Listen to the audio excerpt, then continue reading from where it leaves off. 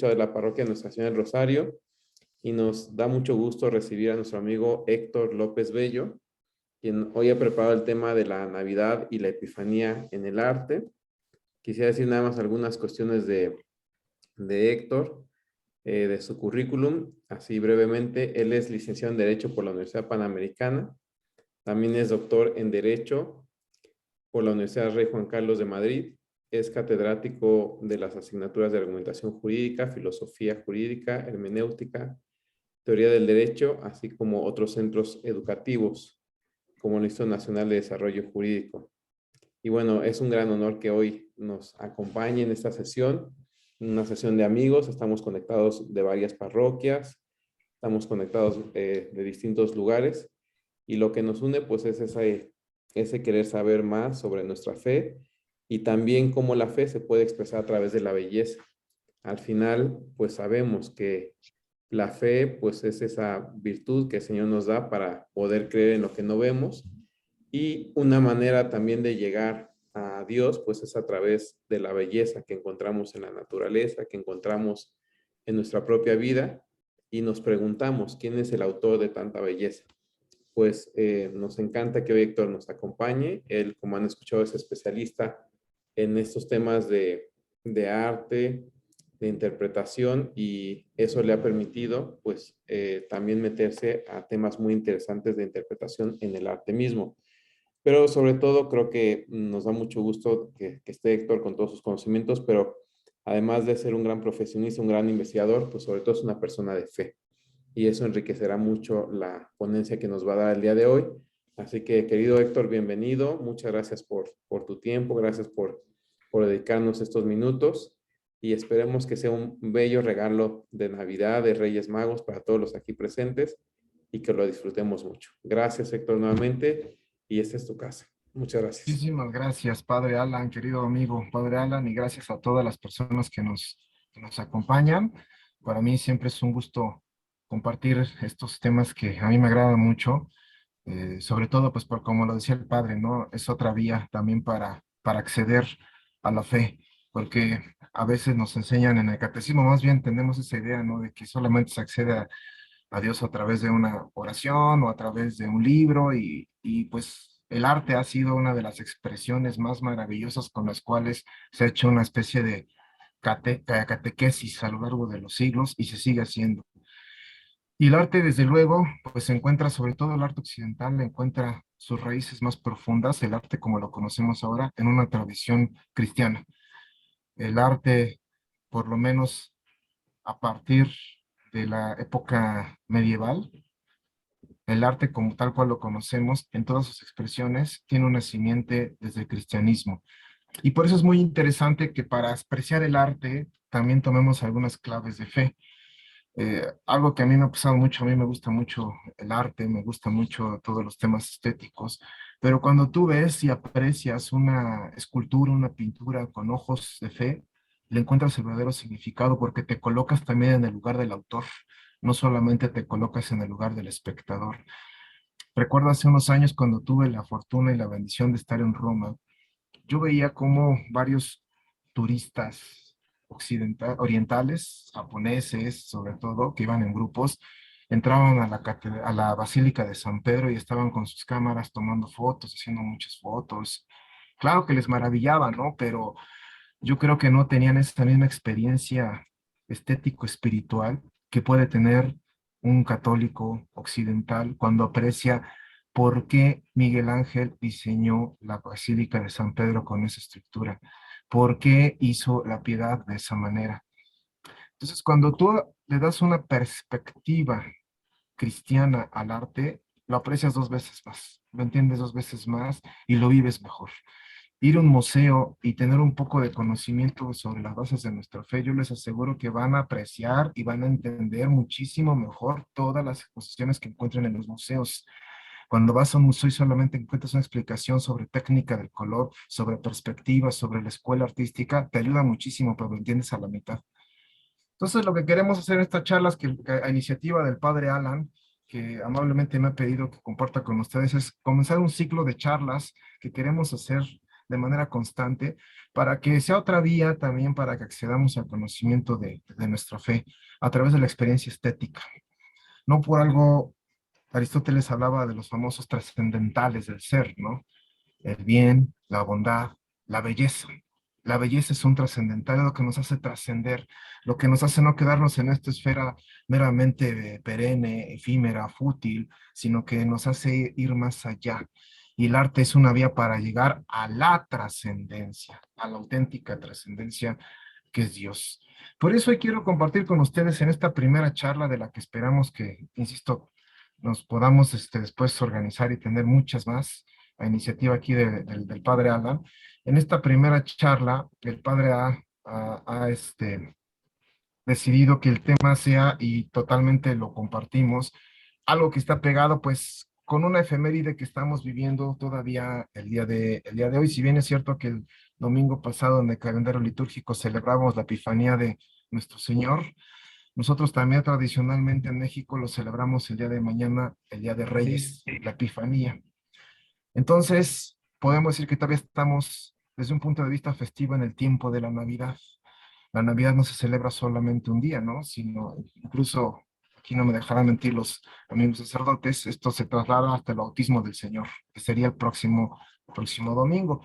Estamos en tiempos navideños, seguimos todavía en tiempos de Navidad, por eso estamos prendiendo nuestro arbolito, nuestros foquitos, y el día de hoy todos estamos ya muy emocionados haciendo nuestra carta a los Reyes Magos para que nos traigan todos nuestros presentes. Y por eso el padre me ha pedido que platicáramos muy rápido, y esto, insisto, va a ser muy, muy rápido porque es un esbozo, simplemente una pincelada de cómo la iconografía presente en las escenas de la Navidad y la Epifanía nos pueden ayudar a entender o a comprender de una mejor manera el por qué esta, estos momentos, estos pasajes de la vida de Dios nuestro Señor fueron tomados muy en cuenta por los artistas a lo largo de los siglos. Y lo que yo quiero compartir con ustedes es una serie de reflexiones para que a partir de después que ustedes encuentren algún cuadro, alguna escultura, alguna pintura, podamos apreciarlo de mejor forma. Cuáles son los elementos estéticos presentes ahí y que no simplemente veamos como, pues muchas veces lo vemos, ¿no? La famosa escena, pues mira, está San José, la Virgen y el niño, la mula y el buey, los tres reyes magos, y parece que estamos cantando un villancico y no sabemos lo que estamos viendo ahí. ¿Por qué hay un buey? ¿Por qué hay una mula? ¿Por qué tienen esa posición los personajes? ¿Cuándo aparece quién? ¿En qué momento aparecen? ¿Qué otros elementos alrededor del nacimiento? Todo eso vamos a ver, tratar de hacerlo, insisto, muy brevemente, porque pues esto nos daría, simplemente hablar de iconografía en el arte nos llevaría a varias sesiones, pero aquí yo lo que quiero es dejarlos picados para que también nos acompañen a las siguientes sesiones que hagamos más adelante sobre otros tópicos de arte y religión. ¿Por qué es importante entonces reflexionar desde el arte? Ahorita lo decía el padre Alan y yo reforzaba su planteamiento, ¿no? El arte es otra de las vías que tenemos para acceder a la trascendencia, a, a Dios, porque no hay expresión más humana, vaya, ¿cómo decirlo? El elemento con el que nos humanizamos más, con el que el ser humano se expresa de manera más efectiva en esa trascendencia, es a través del arte, de la belleza. Nos maravillamos con las obras que hacen, pues, por ejemplo, las abejas, ¿no? Qué padres hacen los rombos de los panales, o las arañas, sus telas, ¿no? O el plumaje de las aves, o una puesta de sol, o el sonido del mar. Sin embargo, en todos esos otros elementos de la creación, no está esa voluntad de generar belleza y de trascender. ¿Por qué? Pues porque ellos no fueron esos entes, esos elementos no fueron creados a imagen y semejanza de Dios como si es el ser humano. Por eso el ser humano logra a través del arte trascender hacia su creador. Por eso reflexionar una escena tan importante en la historia de la salvación como es el nacimiento y la epifanía, a través de la iconografía del arte, es otra manera también que nosotros podamos acceder a entender y comprender la trascendencia que tenemos como seres humanos y nuestro acceso también hacia el Creador. Sabemos que estos iconos de los cuales vamos a estudiar el día de hoy, el nacimiento y la epifanía, Es un acontecimiento que lo tenemos que ver desde dos perspectivas, históricas y teológicas. Aquí, nada más hacemos un paréntesis. Uno de los errores más comunes que cometemos a veces los cristianos, y que afortunadamente creo que ya estamos reparando en ello, es interpretar la Biblia como si fuese un libro histórico, interpretarlo de manera textual pensando que ahí hay relatos históricos, que es una cronología de hechos. La Biblia se tiene que interpretar bajo otros cánones muy distintos, con una perspectiva teológica. Entonces no podemos tomar en cuenta que todo lo que dicen los libros de la Biblia ocurrieron así tal cual, porque no estamos leyendo un libro de historia. Sin embargo, sí sabemos que fue un elemento histórico, porque eso está más que comprobado, que sí sucedieron esos hechos. Tal vez no de forma cronológica como nos lo narran los evangelios, pero sí sucedieron. Por eso, esto es un elemento que impactó en la historia de Occidente. Tan es así que fíjense nada más en qué año estamos. Estamos en el 6 de enero del año 2022. ¿Por qué 2022? Porque hubo un acontecimiento que marcó no solamente Occidente, sino la historia de la humanidad, el nacimiento de Jesús. A partir de ese hecho histórico que Jesús nació, se toma una calendarización para Occidente. Hace 2022 años, Jesús vino al mundo. Después, luego platicaremos sobre otro tema para precisar las fechas, ¿no? Porque si hay un desfase histórico, bueno, independientemente de ese desfase histórico que todos conocemos, es importante identificar que estos hechos que ocurrieron sí tienen trascendencia en el mundo occidental. Y un hecho histórico que impacta a la cultura occidental, necesariamente se tiene que ver reflejado en las manifestaciones humanas, como lo es el arte. Por eso el arte ha manifestado este hecho histórico que ocurrió, el nacimiento de un ser, una persona tan importante, un ente, perdón, un personaje, algunos dirán, un iluminado. Bueno, era tanta su importancia histórica que a partir de su nacimiento el calendario comienza desde cero. Pero también el arte nos ayuda a dar otras claves interpretativas, porque eso no solamente fue un hecho histórico, sino fue un hecho teológico. Ya decíamos, el arte nos ayuda a aproximarnos a Dios. Entonces, hacer reflexión artística también es hacer reflexión teológica. Y cuando nos ponemos una gafa teológica, y no estoy diciendo que aquí nos juguemos a ser los teólogos porque no pretendemos ser ni San Agustín, ni Santo Tomás, ni San Alberto Magno, no somos estos grandes teólogos, pero sí en nuestra humildad, en nuestra humildad cristiana, sí podemos ser teólogos. Todo aquello que nos aproxima y nos hace reflexionar en torno a Dios es hacer teología. Por eso el arte también es otra forma de hacer teología. Y nosotros que estamos en la cultura occidental tenemos que utilizar también esta vía de reflexión. Por eso decimos reflexionar en un hecho histórico y teológico que tiene que ver con nuestra cultura occidental. No solamente es hacer una reflexión meramente espiritual, sino esto forma parte de nuestra cultura. Tan forma parte de nuestra cultura que en todo el mundo, ya no solamente en Occidente, estamos celebrando la Navidad. A lo mejor con todas las desviaciones ya posmodernas, lamentablemente, que ha tenido la Navidad, pero en todo el mundo la Navidad no pasa desapercibida. Todo el mundo sabe que en la Navidad ocurrió un hecho sin par, el nacimiento de Jesús. Todo el mundo el día de hoy estamos celebrando, por lo menos en el mundo occidental y en el mundo hispanohablante, la víspera del Día de Reyes, la Epifanía. Por ejemplo, en la iglesia ortodoxa, la Navidad se celebra el día de la Epifanía, el 6 de enero. O sea, están ellos también celebrando la Navidad, los hermanos católicos ortodoxos. Es decir, esto forma parte de nuestra cultura. Hoy en Rusia, en Ucrania, en Grecia, en Siria, están fiestas, están celebrando la Navidad. Hoy en toda Hispanoamérica estamos celebrando Epifanía. Esto forma parte de nuestra cultura. Es decir, estamos nosotros hablando de íconos o de expresiones artísticas que ya forman parte de nuestro ADN cultural. Por eso yo siempre les invito que cuando veamos este tipo de expresiones artísticas, logremos lo que dicen los intérpretes del arte, esa experiencia estética, vivir el arte, hacerlo propio, que sea una experiencia, porque cuando hacemos y entendemos y comprendemos y hacemos nuestro el icono que estamos viendo, la iconografía del arte, nuestro pensamiento, nuestro ser, toda nuestra humanidad asciende, se sublima, nos hacemos más humanos, nos humanizamos más. No me digan que no sienten muy bonito cuando estábamos la semana pasada viendo la escena del nacimiento en la misa y vimos esa figurita del niño Dios que representa al niño Dios.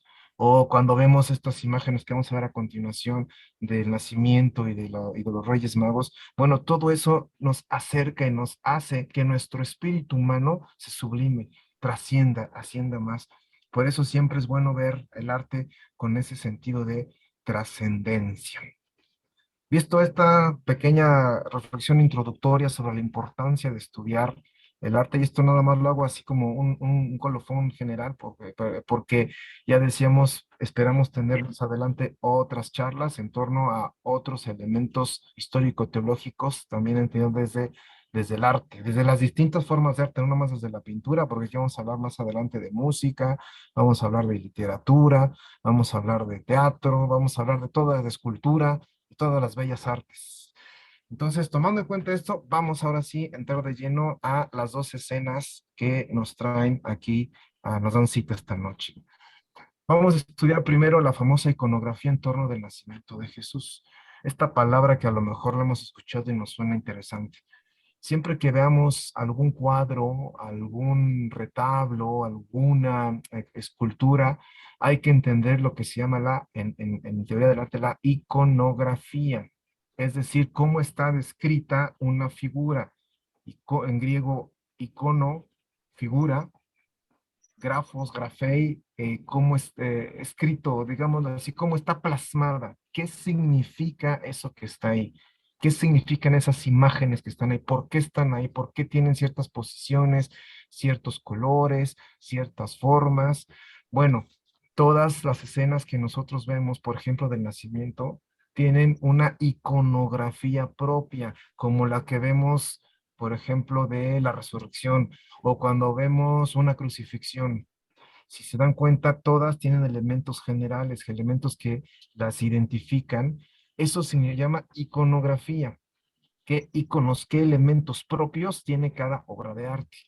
¿Cuál es la iconografía propia en torno al nacimiento, a la figura o a la representación artística del nacimiento de Jesús? Inmediatamente cuando ves esta figura, ya te llega a la mente cuáles son las expresiones iconográficas. Entonces vamos a analizar y vamos a platicar ahorita brevemente sobre la iconografía y sobre los elementos estéticos que hay en torno a la representación iconográfica de ese hecho histórico teológico que fue el nacimiento de Jesucristo, de Dios nuestro Señor. Pero, ¿de dónde salen estos fundamentos iconográficos para que los artistas los plasmen? En primer lugar, el arte occidental tiene, sobre todo el arte religioso, tiene fundamentos bíblicos, porque pues no son ocurrencias, ¿no? La mayoría de los grandes pintores, Miguel Ángel, Da Vinci, Botticelli, por lo menos en el Renacimiento, la mayoría de estos grandes pintores también eran personas sumamente religiosas, ¿no? Se cuenta, por ejemplo, que Miguel Ángel Buonarroti era una persona de misa diaria y que todos los días se ponía a leer la Biblia. Por eso, para entender toda la escena o la iconografía de Miguel Ángel, hay que entender también la Biblia. Pues de ahí que todos los elementos que encontramos en torno al nacimiento tengan fundamentos bíblicos. Hay varios, pero aquí me voy a meter a explicar nada más muy brevemente los más que conocemos más y donde tenemos la mayor referencia de todas las imágenes, ¿no? Que encontramos en la iconografía. Hay una en el Antiguo Testamento encontramos muchísimas referencias, pero quizá la que tiene un impacto más directo en la escena del nacimiento es la que viene en el libro de Isaías en el capítulo 9 en el versículo 5 donde habla de la profecía de un niño nos ha nacido, un niño ha nacido, ha nacido un niño y ese niño es la gloria y la salvación de Israel. Porque en función de eso se desarrollará después toda la teología del Nuevo Testamento. Sabemos que este es un breve colofón cultural pequeñito, ¿no? por ahí siempre van a encontrar teorías de la conspiración y algunos conspicuos colegas y unos conspicuos críticos del arte y estos que les gusta hacer interpretaciones apocalípticas de la Biblia. Y es que no hay referencias de la infancia de Jesús, hay muy pocas referencias y entonces pues no sabemos qué ocurrió y qué pasó. Sentido real, solamente tenemos dos referencias del nacimiento de Jesús y son muy breves. El capítulo 2 del Evangelio de San Mateo, nada más tenemos dos versículos y ahí se hace una referencia muy breve, ni siquiera directamente a lo que ocurrió en la escena del nacimiento. Y la que tenemos con mayor referencia es la del Evangelio de San Lucas, también el capítulo 2, en el versículo 1 al 20, que todos tenemos muy frescos estos relatos bíblicos porque son los que acabamos de leer. ¿Por qué no tenemos más referencias bíblicas? Recordemos que los evangelios que se escriben en el siglo primero y para los primeros cristianos, los cristianos del siglo primero, el acontecimiento más importante y en torno al cual giraba la fe fue la resurrección. De hecho, ese es el acontecimiento más importante en el cual gira toda nuestra fe, ¿no? La resurrección de Dios nuestro Señor. Por eso, todo el relato evangélico, los cuatro evangelios, están referidos en torno a la resurrección de nuestro Señor, y de la resurrección de nuestro Señor se desprende todo el mensaje evangélico que nos lleva a concluir la resurrección de nuestro Señor. Digámoslo así, no es que no fuera importante, sino que el elemento del nacimiento como modelo, como hecho, como suceso histórico para el cristianismo primitivo, no era tan relevante como el elemento de la resurrección. Vean todas las cartas paulinas, pues todas están en torno a expresar y a analizar el hecho de la resurrección. Por eso es que tenemos pocas referencias bíblicas, lo cual no significa que no sea importante. Si no hubiese existido el nacimiento, no hubiese existido la resurrección. De ahí que en el calendario litúrgico son las dos fechas más importantes, la Navidad y la, la Pascua, ¿no? Por eso tenemos un tiempo de preparación para la Navidad, el Adviento, y un tiempo festivo después de la Navidad. Por eso tenemos un tiempo de preparación previo al misterio de la muerte, de la pasión, muerte, resurrección de nuestro Señor, Cuaresma, y un tiempo festivo, que es el tiempo de Pascua. No significa que porque tenemos pocos relatos, esto no haya sido importante. Es una importancia teológica fundamental porque el hecho de que, bueno, simplemente así empieza el Evangelio de Juan, ¿no? El verbo se hizo carne, el verbo, la palabra, el ser, el logos, el original en griego, el logos y lo que significa logos, el logos se hizo carne. Es como nosotros, que si fue en un portal, que si fue con borregos, que si fue entre una mula y un buey, eso es lo menos importante. ¿Qué es lo más importante? Dios se encarnó, Dios se hizo hombre y Dios está con nosotros. Por eso los evangelios son muy breves en torno a esta acontecimiento. Lo más importante es determinar, explicar. Dios se hizo hombre, el verbo se hizo hombre, el verbo se hizo carne. Todo lo demás ya forma parte de un elemento tradicional. Paradójicamente, la mayoría de los elementos iconográficos que tenemos en las escenas del Evangelio, perdóname, del nacimiento y de la Epifanía pertenecen a los evangelios apócrifos, sobre todo los que aparecieron en el siglo IV, el siglo VI. ¿Por qué es interesante esto? Porque los evangelios apócrifos narran varios elementos, toda la infancia de Jesús. Y ahí es donde se narran escenas, y ahorita las vamos a ver cada una de ellas, como la mula y el buey, como los pastores y las escenas de los reyes y los elementos propios artísticos que se representaron a los reyes, etcétera, etcétera. Ojo, cuando decimos evangelios apócrifos no estamos hablando también como por ahí otros amigos con malas intenciones piensan, ay, es que aquí están las verdaderas enseñanzas y las enseñanzas místicas, ¿no? El Evangelio apócrifo simplemente es una serie de relatos que son a veces tan fantasiosos que se apartan de una objetividad teológica, lo cual no significa que desde un punto de vista histórico, cultural, anecdótico, sean interesantes, ¿no? Hay unos evangelios bien interesantes que están dan risa a veces, o sueltan una carcajada de muchas narraciones que hacen sobre todo de la infancia de Jesús, ¿no? Pero pues no dejan de ser relatos anecdóticos, son relatos, digamos así, bonitos. Pues muchos de ellos son con los que nosotros nos hemos criado iconográficamente, ¿no?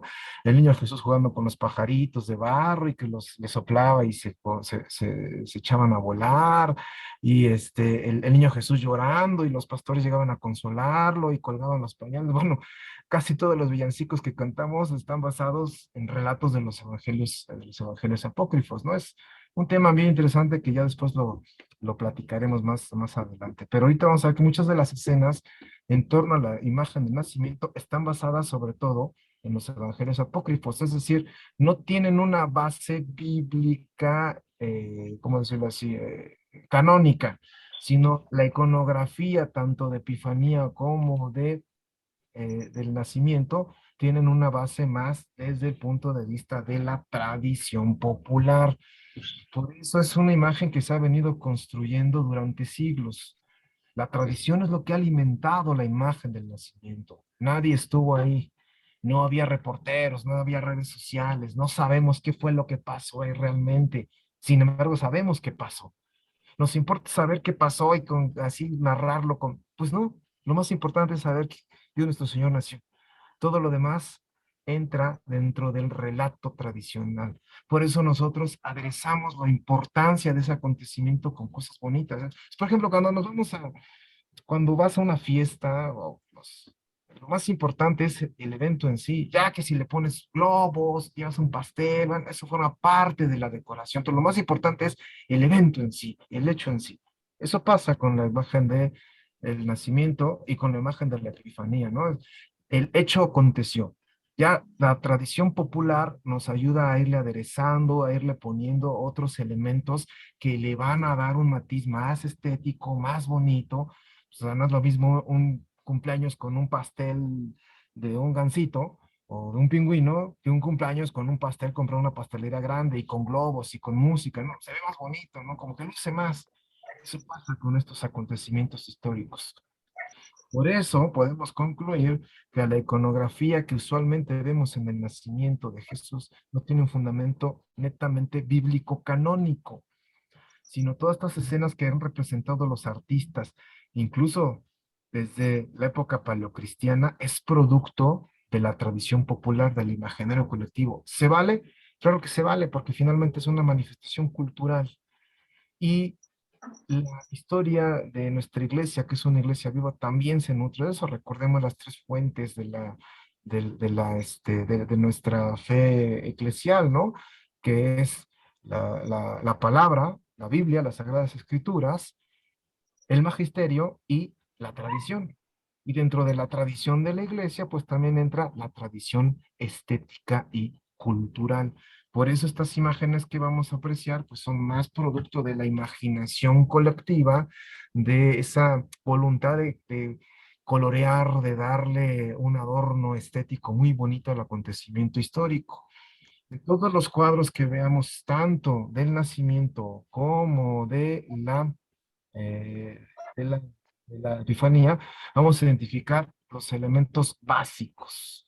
A un ángel, los Reyes Magos, Jesús en el pesebre, San José, María, los pastores, algunos animales que acompañan a los pastores, y ahorita vamos a explicar algunos animalitos en concreto por qué. El buey y la mula, o el burro, que en realidad es un burro, iconográficamente es un burro, y otro elemento también iconográfico, que lo vamos a ver más adelante, es el camello. Y todos estos tienen una representación y el por qué están ahí y por qué existen en el icono.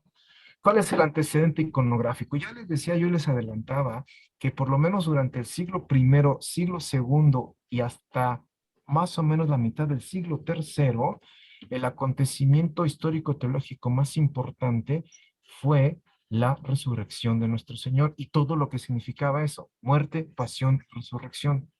Por eso prácticamente todo el arte paleocristiano está sustentado en la figura de la muerte y resurrección de nuestro Señor. El antecedente remoto más aproximado a la figura de la infancia de Jesús es una cuestión que también surge de la tradición, sobre todo en Oriente, una tradición de empezar a representar a la Virgen María por las dos acepciones que tanto Oriente como Occidente le dan a su magnanimidad como Madre de Dios y como Madre de los hombres. La famosa figura del Theotokos, que significa Madre de Dios, que la tradición latina, la tradición occidental, la denominó como sede sapiense, o no solamente es madre de Dios, sino también es asiento de la sabiduría. La sabiduría. ¿Quién es la sabiduría? Dios nuestro Señor. En ella recae, en ella yace, en su regazo está la sabiduría. El primer icono que encontramos a la primera expresión o manifestación de identificar a la Virgen María junto con el niño en brazos, lo encontramos en esta que vemos aquí en esta imagen. Les voy a hacer aquí zoom para que la vean. Esta es un fresco que está en las catacumbas de Roma, en las famosas catacumbas de Priscila. Es un fresco que data de principios del siglo segundo, es decir, por ahí del año 200 de nuestra era. Ya está bastante, producto de la humedad, ya está bastante deteriorada, pero es por lo menos en Occidente la primera representación que se tiene de una imagen de María sosteniendo al niño Jesús. Insisto, la iconografía que vamos a encontrar de la infancia de Jesús es prácticamente poca, porque lo que importaba era la representación iconográfica de la muerte, pasión, muerte y resurrección. Esta es una escena excepcional porque es la primera representación que se hace en la iglesia occidental de María sosteniendo al niño. La tradición oriental también, a partir del siglo segundo, recupera esta escena para tener la famosa Teotokos o Madre de Dios. Ahí se tomó todavía con mayor énfasis la representación de el niño Jesús, pero no el niño Jesús por representar al niño como tal, sino para hacer énfasis de lo que significa el niño Jesús en el regazo de María. María, Teotokos, Madre de Dios. Como madre está sosteniendo, ¿cuál es la imagen iconográfica de una madre? Una madre con un niño. Difícilmente va a ser una madre anciana cargando a un adulto, ¿no? Por eso la imagen que tenemos culturalmente de una madre es una mujer sosteniendo a un niño.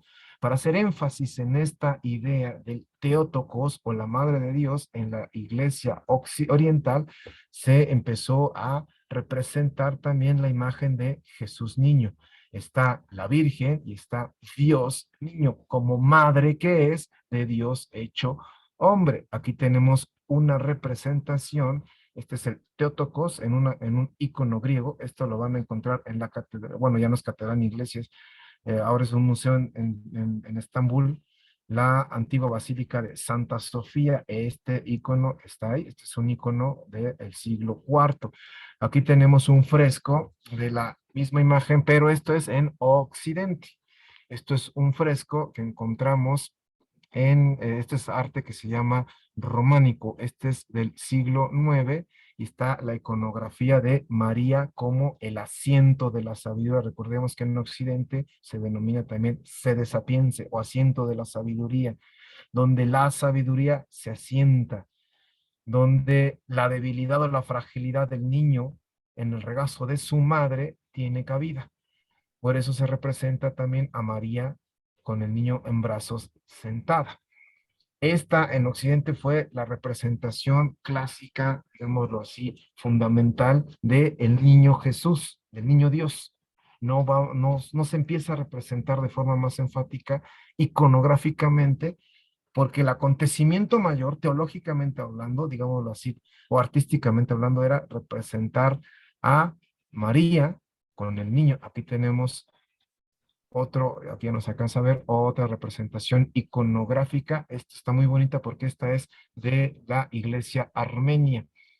Este es una especie como de mosaico que está en una antigua capilla armenia, donde también está representada la Virgen María con el niño Jesús en brazos.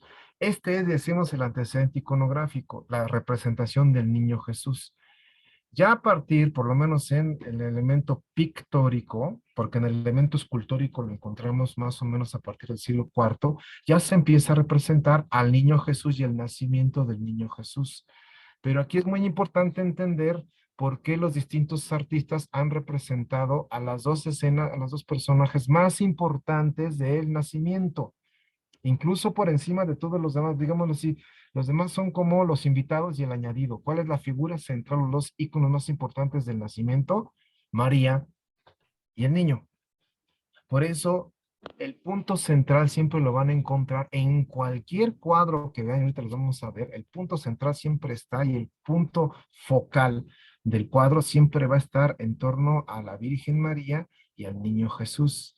Y de ahí que todos los artistas le hayan dado un énfasis especial, sobre todo a las posiciones de la Virgen María, porque en todas las representaciones del nacimiento, el niño Jesús lo van a representar en un pesebre, porque es la narración evangélica, eso sí, viene en el Evangelio, y a la Virgen María, dependiendo la representación o la identificación que se le dé a la Virgen, ya sea como Teótocos o como asiento de la sabiduría. Por eso es interesante que veamos por qué los autores pintan o dibujan a la Virgen María bajo distintas posiciones o diferentes formas. La primera de ellas, como la van a encontrar, no nada más en el arte medieval, sino prácticamente hasta el barroco, en muchas escenas van a ver a la Virgen sentada. Esta se llama Virgen en sede, o sea, sentada, donde van a tener al niño Jesús en sus brazos. Esa es la primera representación.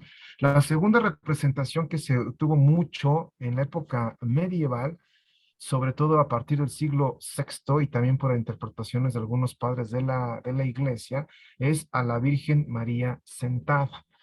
Y esto también fueron interpretaciones, sobre todo aquí hay algunas interpretaciones interesantes de Orígenes de Alejandría, algunos comentarios al nacimiento de Jesús. Y aquí tienen también mucha influencia algunos evangelios apócrifos, por ejemplo el de Pseudo Mateo, que es muy interesante leerlo.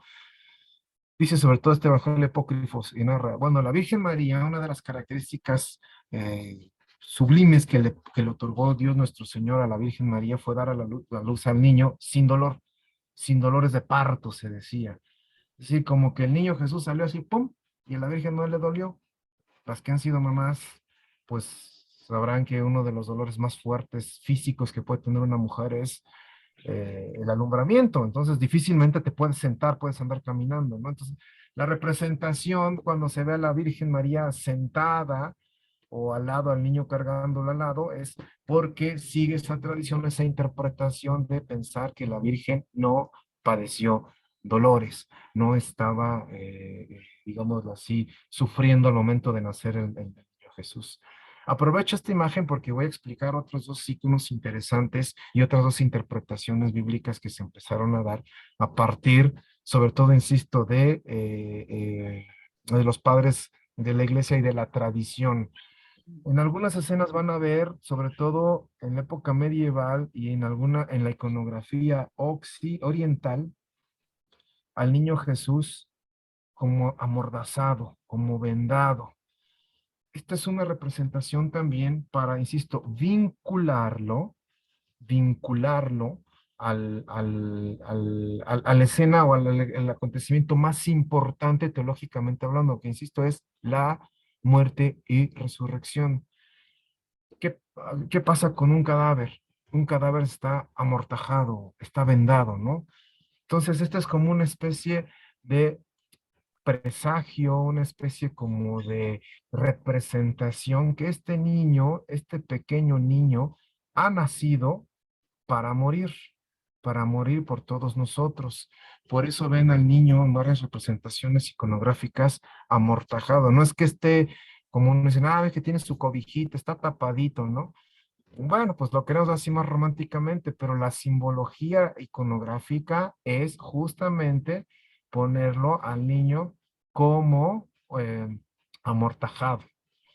Aprovecho para explicar otra escena interesante que vamos a ver en varias otras imágenes, que es la imagen de San José. Decíamos, la imagen más importante es María y el niño. Y van a, ¿por qué San José, no nada más en esta imagen, sino en otras que vamos a ver más adelante, por qué San José está sentado, como alejado, como triste, y siempre con la mano, o generalmente con una mano llevada al rostro, o a veces con cabizbajo? Recordemos cuál fue el primer pensamiento de San José, que nos lo narra el Evangelio de Mateo, ¿no? San José, cuando se enteró que María estaba embarazada, pues se preocupó, ¿no? Y él, que decía, dice el Evangelio, que era un hombre justo, pensó rechazar en secreto, dejar en secreto a la Virgen María. O sea, dudó, dudó del acontecimiento que había ocurrido. San José fue, digámoslo así, el segundo gran testigo, a la segunda persona a la que se le confió este milagro, esto no es de milagro, no es, esto es este hecho teológico, ¿no? La encarnación de nuestro Señor. Sin embargo, en su mente humana, en su fragilidad de hombre, dudó, tuvo dudas, tuvo miedo. Tan tuvo miedo, quiso rechazar a María en secreto. No fue sino hasta que el ángel se le apareciera y que San José, imagino, y esta es la representación, que siguió dudando hasta que vio el acontecimiento, ¿no?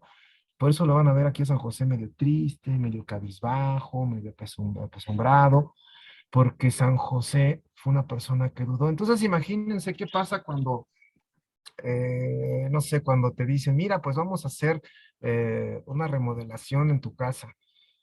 Ah, pues yo lo dudo, no creo, no creo. Y estás duda y duda y duda, ya cuando ves dices, no, pues es cierto. No, tenías razón. ¿Y qué le tienes que acabar diciendo ya al albañil arquitecto? No, pues perdón, pues dudé de ti, pero tienes toda la razón, ¿no? Como que te sientes mal de haber dudado, ¿no? Eso mismo le pasa a San José, por eso lo van a ver representado en varias imágenes como alejado, como apesadumbrado, como triste, como melancólico, porque dudó, pero está viendo el milagro, ¿no? Está viendo el hecho, está viendo el acontecimiento. Insisto, esto es un añadido y una interpretación artística que se da a posteriori, porque en todos los elementos iconográficos la figura central será siempre María con el niño. Entonces, segunda posición, la Virgen sentada, porque no sufrió dolores de parto. Y tercera posición, que se empieza a representar mucho, sobre todo a partir de la época del gótico y en el Renacimiento. La Virgen inclinada o hincada, también siguiendo la misma tradición, esta representación artística, histórica, más, insisto, más de tradición, que la Virgen no sufrió dolores de parto, cosa que pues tampoco sabemos, y que también sería una discusión bizantina, ¿sufrió o no sufrió? Insisto, esos son temas baladí, lo importante es el acontecimiento como tal. Pero bueno, esta idea también de que como no sufrió dolores de parto y como ella fue, digamos, el primer sagrario, el primer elemento físico que contuvo a Dios nuestro Señor hecho hombre, entonces es la primer discípula y la primera que se postra a adorarle. No se inclina uno con dos rodillas más que ante Dios. Se hacen algunas inclinaciones con una rodilla o con la cabeza ante las majestades, ante los reyes. Pero solamente esa es una inclinación general y una inclinación de adoración, iconográficamente hablando, ante Dios. Por eso, siendo ella la primer testigo, el primer sagrario, la primer creyente, la primera discípula, su madre es la primera en adorarle. Por eso la ponen representada de forma hincada. Y esta imagen la van a ver constantemente, sobre todo a partir de la pintura gótica y mucho en la pintura renacentista. Vemos aquí nuevamente estas imágenes, al niño Jesús amortajado, ya habíamos explicado, esta es una figura de un retablo del siglo XIII, y a San José igualmente, miren, con la cabeza cabizbaja, la cabeza apesumbrada. Aprovecho esta imagen nuevamente para explicar otro elemento iconográfico que lo vamos a encontrar en todo el nacimiento. El buey y el burro, el buey y la mula. Incluso van a haber representaciones no pictóricas, escultóricas del siglo III, donde va a haber más, donde va a estar solamente el niño María, sin pastores, sin ángel, sin San José, pero lo que no va a faltar es el buey y la mula. Y esto tiene una cuestión muy interesante. En la idea judía, en la mentalidad del pueblo judío, el buey era un animal sumamente importante. En esa época estamos hablando siglo primero, no había ni tractores, no había ni maquinaria. Entonces, eran pueblos que vivían primordialmente del campo, de la agricultura. El animal de carga, la bestia de carga, que les significaba una gran ayuda a sus labores diarias, era el buey. El buey significaba ese elemento de trabajo con el cual podían tener su sustento.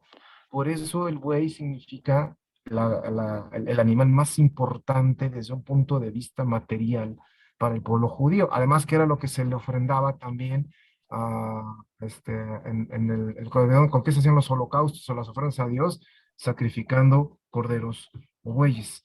El buey significa el pueblo de Israel. El pueblo de Israel, que es para quien nació Jesús, porque recuerda, el Mesías se le da al pueblo de Israel. Pero aquí hay otro elemento, hay un burro. Un burro para la cultura judía era un animalito, pues digámoslo así, no tan importante, un animalito de carga, un animalito impuro, un animalito que solo sería para ayudarnos a cargar cosas, pero no tenía ni la fuerza, ni la vitalidad, ni la importancia del buey. Sí nos ayuda, pero pues no es lo importante, ¿no? Es decir, es algo ajeno a nuestra labor y a nuestro trabajo y a nuestro quehacer de todos los días. Es algo fuera de nosotros. Bueno, ¿esto qué significa para los primeros cristianos? Recordemos, Dios nuestro Señor no solamente llegó para los judíos, sino para aquellos que también son ajenos a nosotros, a los judíos, es decir, para los paganos, para los no judíos, para todos los demás. Por eso, el que es puro o impuro, para ambos ha nacido Dios nuestro Señor. Por eso se postran a adorarlo y se postran a reconocerlo y están cerca de la escena de Dios hecho hombre, a aquellos elementos iconográficos que representan al pueblo de Israel y a los gentiles, a los que están, que no son del pueblo de Israel, porque Jesús vino para todos. Eso significan el buey y la mula. No significa que hayan estado ahí sentados ay, bueno, ya, pues como eran los animalitos que estaban en el establo y ahí vivían. No, ni siquiera sabemos si era un establo o era una cueva. Ni siquiera sabemos dónde estaba la cueva donde Dios nuestro Señor nació. Esa es la representación y por eso parece un buey y una mula. Y aprovecho para poner el siguiente elemento iconográfico, los pastores. Los pastores representan la identidad cultural del pueblo judío. El pueblo judío, recordemos, los pueblo que estuvo vagando fue primero esclavo y durante 40 años anduvo por el campo, por el desierto hasta que se estableció. ¿Quién es un pastor? Un pastor es aquel que vive de cuidar a los rebaños, a las ovejas. Pastor se supone que debe tener la mansedumbre, la paciencia para cuidar a las ovejas. El pastor es el pueblo. El pastor es la gente. El pastor es la gente humilde. Con esto se cumplió la promesa que había hecho Dios en el Antiguo Testamento. Se les iba a revelar a Israel. Si ustedes leen el relato de San Lucas, ¿a quiénes? A los primeros a los que se les avisa, los primeros a los que se les llama, a los pastores, al pueblo, a Israel que está por los campos. Ellos son los primeros que tienen noticia y salen con gran alegría y con gran gozo a ir a buscar a Dios, a Jesús, al niño, para adorarlo. Porque también son los pastores.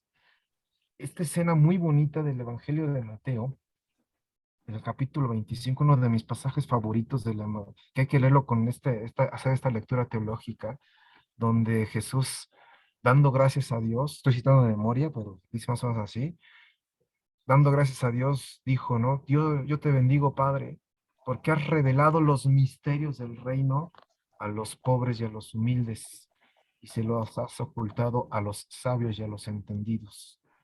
Si haces una correlación bíblica, ahí está otra explicación.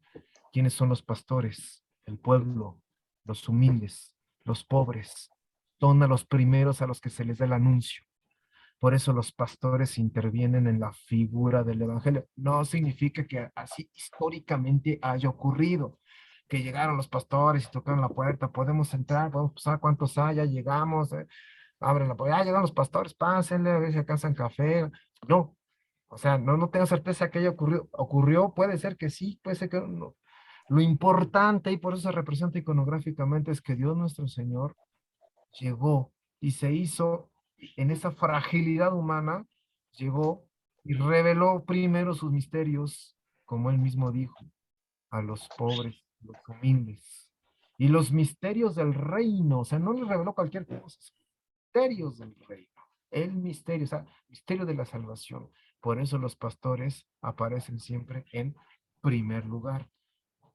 Y después, ¿a quién se lo reveló? A los sabios y a los entendidos. Por eso llegaron después los magos de Oriente, los sabios y los entendidos.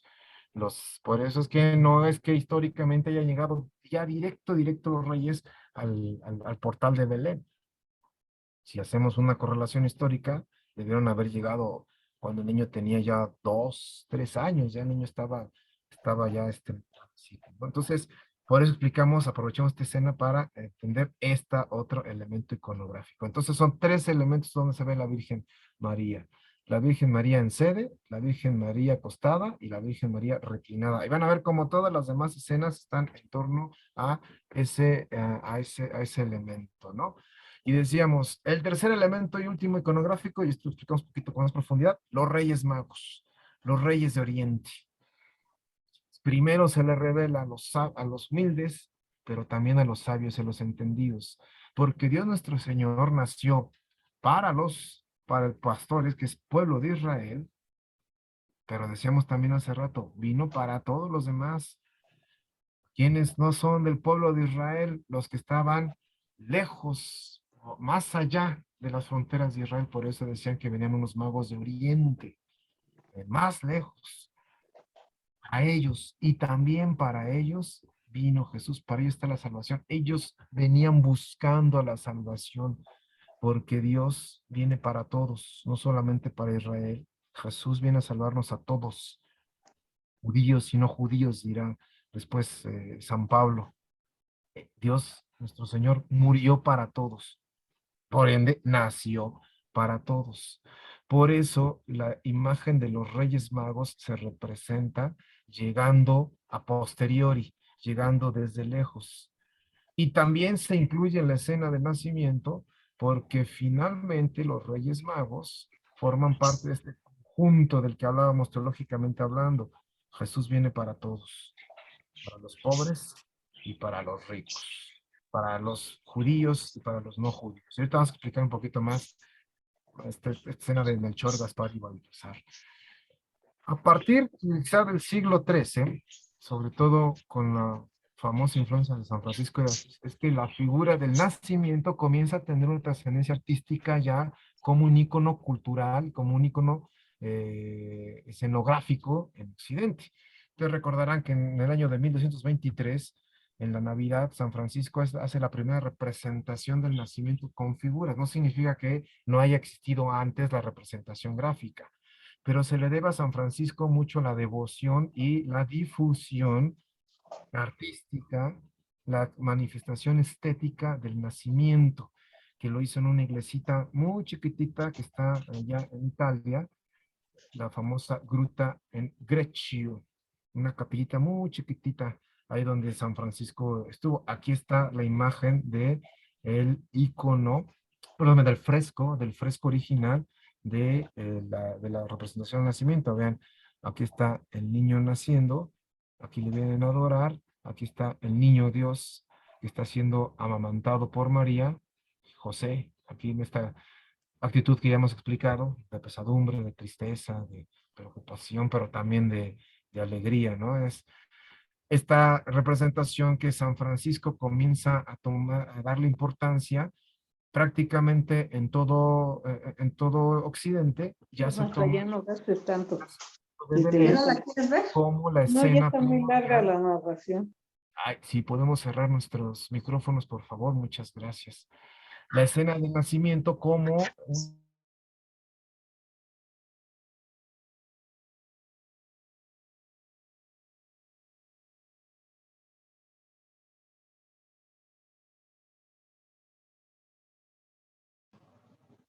Ya no te escuchas, Héctor. Mute. Perdón, aquí perdón. Ahora sí ya. Decía, esta es un fresco que está en la Basílica de Asís, que el gran pintor gótico, Giotto, representa a San Francisco justamente sosteniendo al niño Jesús, porque decíamos, fue el gran impulsor de San Francisco de el icono de la imagen culturalmente hablando en Occidente, de la representación iconográfica del nacimiento. Por eso, este suceso que ocurrió en el Grecho, en la gruta de Grecho, en el siglo XIII, en 1223, a la influencia de San Francisco le debemos que hoy sigamos representando los nacimientos. Dicen en otras partes de Hispanoamérica, los belenes, ese acontecimiento histórico, ¿no? Tan es así, bueno, que este es un lugar que vale muchísimo la pena visitar. Esto es una foto tomada hace un par de años cuando su santidad el Papa Francisco visitó esta gruta, esta ermita de Grecho, donde San Francisco hizo la primera representación. Esta es la Navidad de 2019, donde el Papa hizo ahí una visita, y justamente recordando la primera representación del nacimiento de Dios nuestro Señor.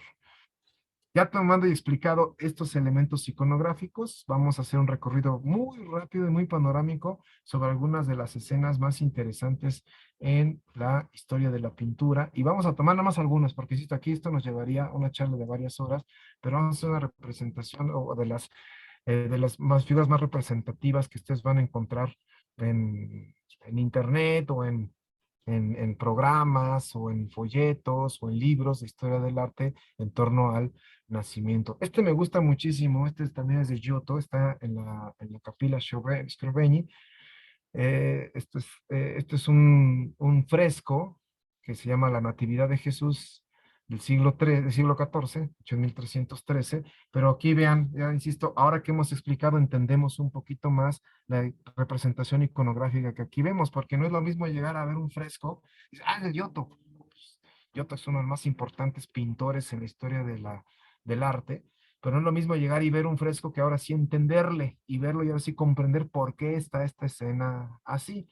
Ya vemos una de las representaciones que aplicábamos, María la van a representar sentada, perdón, acostada, que no sufrió dolores de parto, que está presentando al niño Jesús amordazado, perdón, amortajado, perdóname, amortajado, vendado, ya que explicamos por qué, porque solamente se amortaja a los que mueren, y Jesús murió por nosotros, pero para morir tuvo que nacer, el buey y la mula, los pastores que se aproximan a adorar al niño, que explicamos quiénes son los pastores, los ángeles que anuncian a los pastores, San José, pensando, meditando, reflexionando en torno a la imagen de el nacimiento de Jesús. Esta es una imagen muy bonita porque es tal vez la primera representación, digámoslo así, en perspectiva tridimensional, porque aquí pasamos, y yo entonces la importancia de Giotto en la historia del arte, ¿no? Pasamos de esas escenas planas en dos dimensiones que ustedes conocen del arte medieval, estamos hablando también del arte medieval, entonces estamos hablando de la Edad Media, y Giotto ya les empieza a dar volumen, y sobre todo movimiento. Tú ves cualquier escena medieval, vamos a hacernos unas rápidas, por ejemplo, estas que tenemos aquí detrás, estas son escenas medievales, y ven, son escenas planas prácticamente en dos dimensiones, no se le ve volumen. En cambio, Giotto, las imágenes de Giotto, aquí tenemos un Giotto, las imágenes ya se ven con movimiento y interacción entre los personajes. Parece ya más que un cuadro, ya parece una fotografía. Y esta es la primera representación, digámoslo así, tridimensional en un fresco que se da en Occidente, sobre el nacimiento de Jesús. Tenemos otra muy bonita que también me gusta mucho, que también es es un fresco medieval de Bartolo di Freri, la adoración de los pastores. En todas las siguientes que vamos a ver, perdón, esto es un fresco, es un retablo. Casi todas, no es que los autores le pongan hacia a sus obras, ¿no? Los títulos se le dan a posteriori y la mayoría de los títulos se le dieron a partir del siglo XVII. Como ya explicamos qué significa iconográficamente esta escena, todas las imágenes que vamos a ver a continuación, todas iconográficamente se llaman la adoración de los pastores, pero no por eso significa que no tengan importancia las demás escenas. Ahora ya entendemos estas escenas cuando veamos este tipo de imágenes. Por ejemplo, este retablo. Ya entendemos por qué está aquí la Virgen María hincada, digamos otra de las representaciones, porque está, adora. Aquí están los pastores también en actitud de adoración. San José con esta posición de manos, ofreciendo su disculpa, pidiéndole perdón, pidiendo el perdón del niño. Dudaba, pero ahora creo. Tan es así que San José se convierte en el modelo ideal de padre, en el modelo de hombre, en el modelo de varón. Por eso aquí está la representación de San José también en un acto de adoración. Ya explicamos por qué el niño aparece a veces vendado. La figura de la mula y el buey siempre muy cercanos, fíjense, hasta más cercanos que los pastores, porque explicamos qué significa esto. Siempre cercanos al niño Jesús, el coro de ángeles cantando el gloria a Dios en las alturas, anunciando el nacimiento de Jesús. Veamos otras escenas que te sonarán tal vez más familiares, porque el arte renacentista tiene mayor difusión históricamente hablando en los medios, ¿no? Este es del gran Domenico Giraldaio, el maestro de Sandro Botticelli, un cuadro de 1485 donde se ve la representación ya más con la característica del Renacimiento. Recordemos algunas características generales de la pintura renacentista. Es una pintura donde existe lo que se llama, ahora sí, la perspectiva, punto de fuga. O sea, hay varios planos que se ven a la lejanía. Existe por completo la tridimensionalidad. Cuando vean representaciones pictóricas en la pintura renacentista, es como si estuvieran viendo esculturas. Hay un cuidado muy detallado por la figura del cuerpo humano, por representar la belleza del cuerpo humano. El color es otro elemento fundamental de la pintura renacentista, la vivacidad del color y la inclusión de elementos arquitectónicos y elementos espaciales de las escenas que se veían en los lugares de donde estaban los pintores. Si se dan cuenta, la misma escena está representada. Y ahora podemos entender ya con explicación un cuadro renacentista, un cuadro medieval, un cuadro barroco, porque todas están los mismos elementos. María en posición sentada. A partir del, sobre todo del Renacimiento, al niño Jesús se le empieza a representar ya desnudito.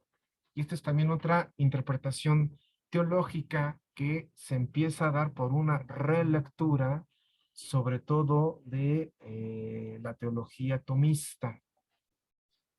Ya, Santo Tomás ya no es de la patrística, entonces esta lectura más antigua que se daba del acontecimiento del nacimiento se empieza a sustituir por una lectura más tomista. Dios nuestro Señor, y esto es una interpretación también que se da de la característica del nacimiento. Dios nuestro Señor, siendo el creador, siendo Dios, decidió encarnarse, y como dice la carta de San Pablo, yo por favor corríjame si me equivoco, me parece que es a los Filipenses, dice San Pablo, o a los Gálatas, ¿por qué es a los Gálatas? No, Dios, siendo el creador del mundo, amó tanto al mundo que se anonadó a sí mismo, o sea, se hizo, anonadarse significa hacerse lo más débil, hacerse la nada, hacerse algo tan frágil como un niño. Ya, ¿qué cosa hay más frágil en la naturaleza humana que un niño recién nacido? La fragilidad de un niño, es un niñito recién nacido, si no lo cuidas, si no tiene una buena labor de parto, si no se le da, su madre no la ropa, si no lo alimenta, si no se le tapa, si no se le cuida, el niñito fallece, el niñito muere. O sea, no hay nada más frágil, más vulnerable, más, ¿cómo decirlo? Sí, más sencillito que un niño recién nacido. Por eso Dios se anonadó tanto que se hizo un niño y por eso se le representa desnudo. O sea, ¿cuál es la característica de la mayor fragilidad y anonadamiento de un ser humano? Representarlo desnudo, sin ropas, sin nada. Fue tanto la acción del amor de Dios que se hizo hombre. Y por eso, a partir de la pintura renacentista, van a ver cómo muchas de las escenas que veamos al niño Jesús lo vamos a encontrar totalmente desnudito.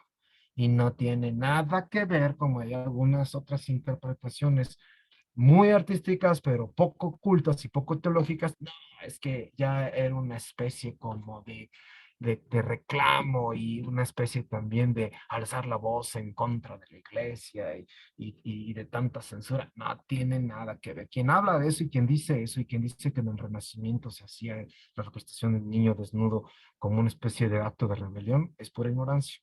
Se hace justamente por eso, porque es otra representación de la fragilidad de Dios nuestro Señor hecho hombre. Veamos otra escena que es muy bonita, también este es de Alberto Durero, este lo van a encontrar en el Museo perdón, en el Museo Nacional de Múnich, el Nacimiento de Jesús, pero vean, es justamente la misma representación, la Virgen sentada, inclinada, San José aproximándose, en esa lejanía de la cual ya hablábamos iconográficamente, el niño también desnudito, todos los elementos iconográficos del Renacimiento, la arquitectura, el punto de fuga, la perspectiva, el color, pero vean, están presentes todos los elementos centrales. Característica también del Renacimiento es que se empiezan a poner muchas escenas, como por ejemplo aquí, lo que hizo Giraldayo, poner a pastores con el rostro pues de sus mecenas, ¿no? Aquí están los Medici, aquí está Lorenzo de Medici, representándose como uno de los pastores. Los ponen, digámoslo así, como el auditorio, como el público, como los invitados. Pero la escena central siempre está la iconografía de la cual ya hemos explicado. Lo mismo pasa con este cuadro de Durero. Este de Pablo Veronés, la oración de los pastores, igual sigue los mismos cánones que aquí hemos visto, ¿no? El niño desnudo, los pastores aproximándose, la Virgen María en posición sentada, en posición reclinada, la acto de adoración como presentándonos, y los ángeles, el coro de ángeles, alzando y cantando la gloria de Dios nuestro Señor. La de Botticelli, es otra escena magnífica, ¿no? La natividad mística. La misma escena, insistimos, el niño desnudo, San José en este acto reflexivo, en este acto de pesadumbre, en este acto de reflexión, de análisis, la Virgen adorándole, la cercanía del buey y la mula, los ángeles anunciando el nacimiento, los pastores aproximándose. Y algunas escenas del barroco, la famosa escena de Caravaggio, ¿no? El barroco ya se distingue también por meterles otros elementos iconográficos, sobre todo que lo inaugura Caravaggio, el famoso tenebrismo, ¿no? Los claroscuros, donde hay ese contacto y esa, ¿cómo decirlo? Esa notoria diferencia entre el claro y el oscuro, la luz y las penumbras. Esa es la característica, una de las características fundamentales de la pintura barroca. Pero, insisto, sea barroco, sea gótico, sea medieval, sea de la escuela que sea, la escena del nacimiento siempre tiene los mismos elementos iconográficos. La Virgen María sosteniendo al niño, San José en posición también de aproximación, de adoración, el buey y el burro, los pastores acercándose a adorarlo. Y aquí rápidamente inserto otro elemento iconográfico que vamos a encontrar, sobre todo a partir del barroco. ¿Qué pasa a partir del barroco? Estamos hablando del barroco, surge en el siglo, finales del siglo XVI, principios del siglo XVII. Aquí tuvo lugar el concilio de Trento, donde hubo una reforma muy importante en la iglesia. Y donde lo que se pretende hacer es utilizar ahora el arte también como una vía catequética, ya no como una vía como pasaba en el Renacimiento, que era una vía más bien de promoción de los mecenas, era como propaganda política de aquella época, ¿no? A partir del Concilio de Trento, uno de los elementos que se da es utilizar el arte como vía de catecismo. Entonces se le van a empezar a insertar otros elementos iconográficos nuevos para que la gente lo entienda y comprenda. Van a ver a partir del Renacimiento algunas escenas como esta que estamos viendo aquí, una canasta con un pan, con elementos de trabajo. ¿Por qué? Porque finalmente, insistimos, el hecho de que el niño Jesús haya nacido es porque su nacimiento implica la salvación, su pasión, muerte y resurrección y su relato evangélico. A partir de este momento vamos a encontrar elementos ya con más relevancia que tienen que ver con el misterio pascual. Van a encontrar muchas representaciones de pan.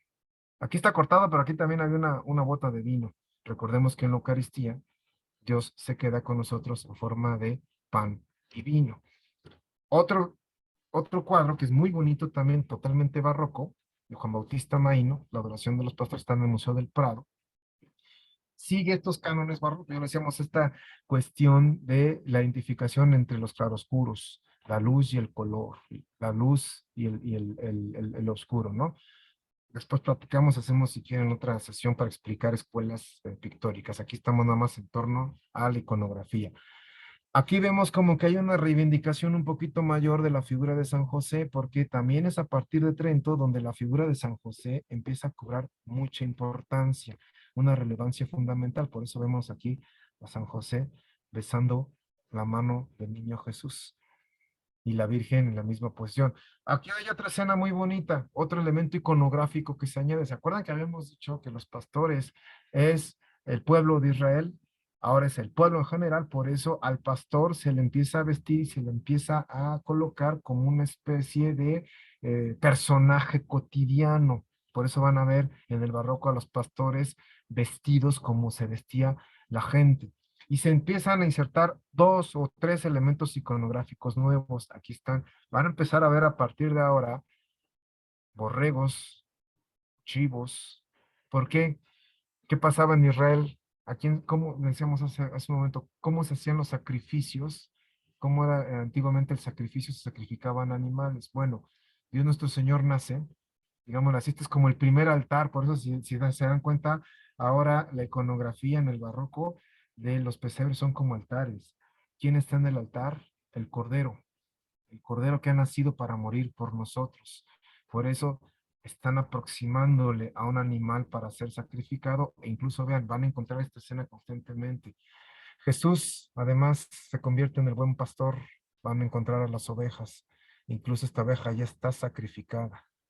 Por eso aquí está este pastor triste, melancólico, sollozando, porque aquí el cordero se ha sacrificado por él. Vamos a encontrar esta escena también a partir del barroco, en muchos elementos, como el cordero muerto. Y vamos a ver también una canasta con huevos. Dice, ¿y dónde están las gallinas? ¿O qué? Le llevaron de ofrenda a los pastores para que se hiciera su omelette en la mañana, ¿o qué? No.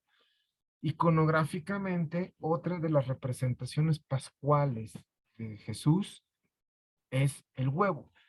Ustedes han visto un huevo, el huevo que tiene adentro. El huevo es como una especie de cápsula que está conteniendo vida.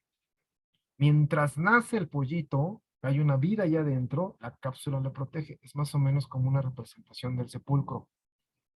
Está, está encapsulando, y esta es una representación iconográfica que se da incluso desde la patrística, desde la época de San Agustín, desde la época de Orígenes, desde la época de San Ambrosio. Entonces, la representación del huevo es esto, ¿no? Es una especie de cascarón que dentro está conteniendo vida. Eso era el sepulcro. Jesús, mientras resucitaba, estaba dentro. Entonces, cuando resucita, cuando nace un pollito, ¿qué pasa? Eclosiona, rompe el huevo y la vida sale. Cuando Jesús quita la lápida, rompe la piedra que estaba en la lápida, vuelve a la vida. Por eso van a ver la representación iconográfica de varias veces de unos huevos en la pintura barroca.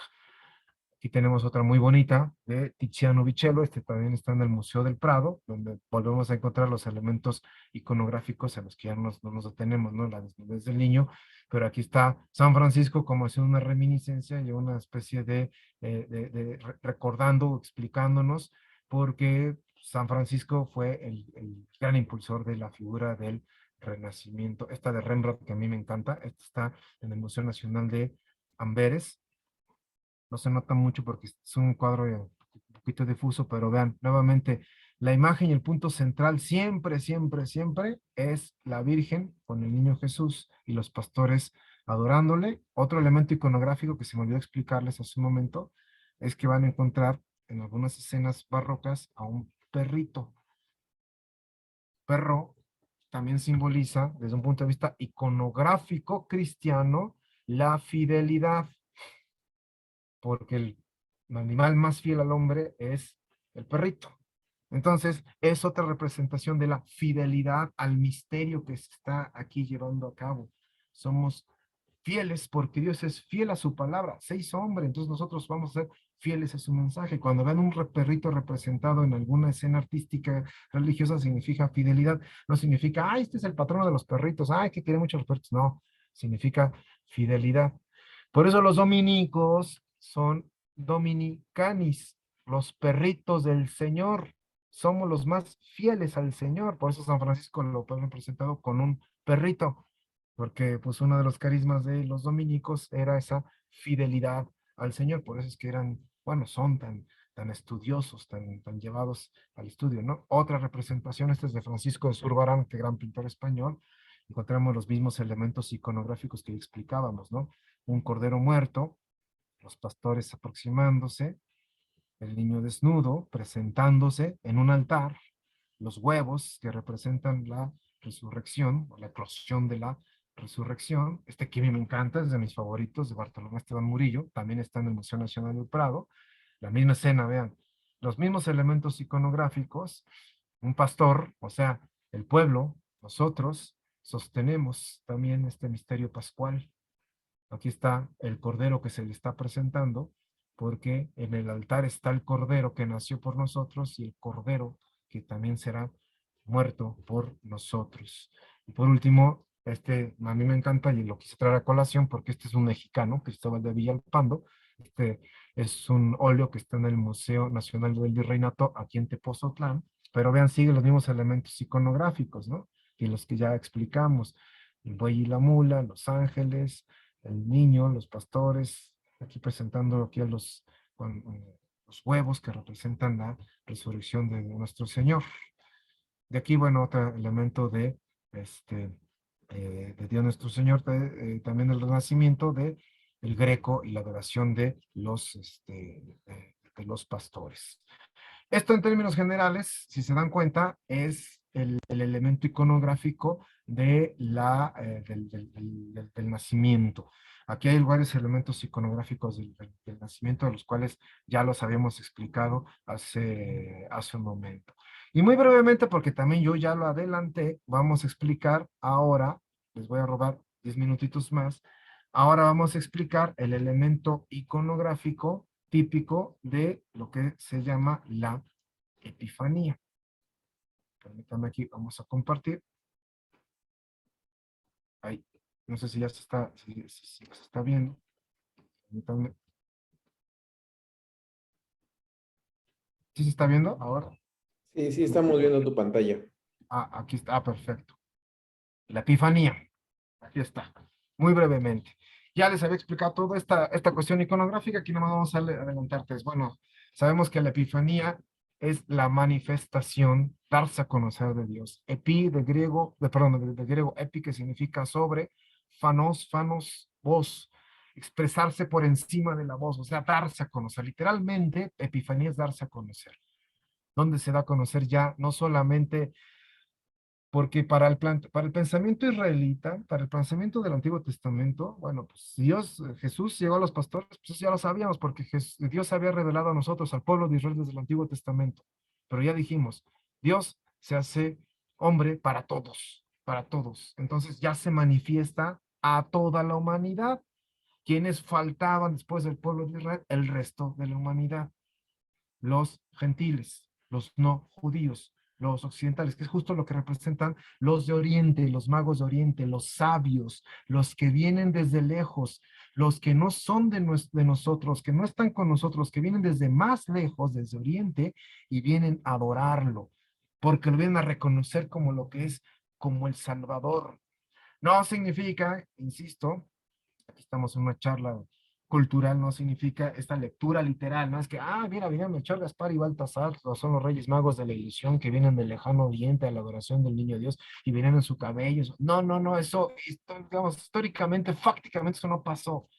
Significa que Dios nuestro Señor se manifiesta a todos, se da a conocer a todos, y los que vienen desde lejos, la lejanía, se aproxima a la adoración. Eso significa la epifanía, que iconográficamente se empieza a representar ya en las escenas del nacimiento.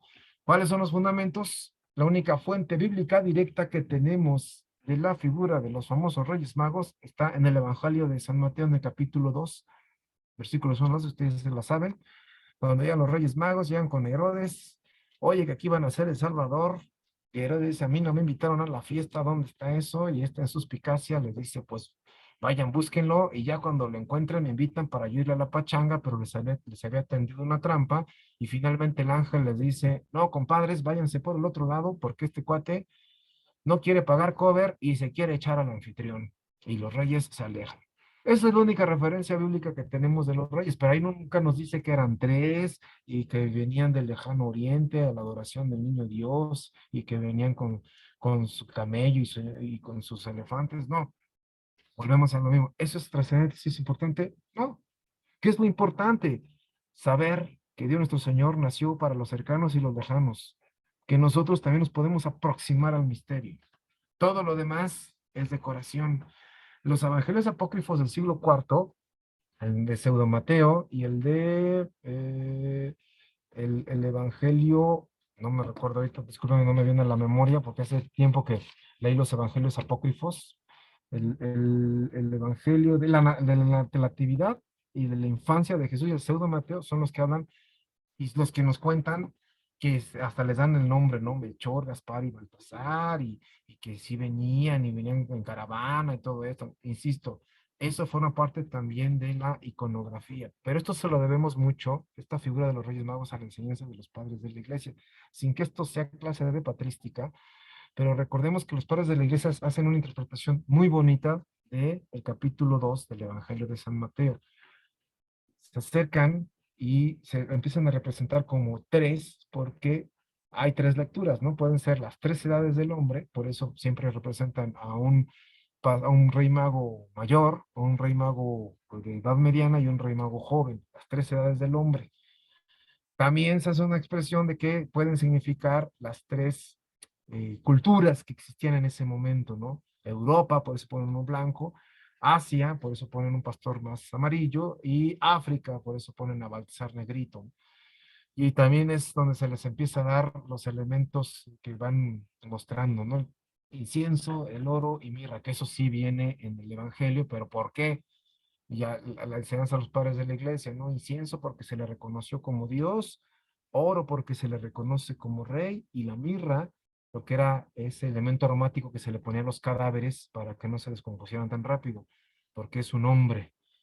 Como hombre también va a aparecer, a padecer y a perecer por nosotros. Y desde luego, pues le debemos más la presencia de los Reyes Magos a la tradición y al imaginario popular, porque históricamente, fácticamente, como hecho no creen, los reyes no llegaron al portal de Belén como lo ponemos en los nacimientos clásicos, que siempre los ponemos en nacimiento hasta adelante, incluso hasta por delante de los pastores, pero los reyes no llegaron el día que nació Jesús.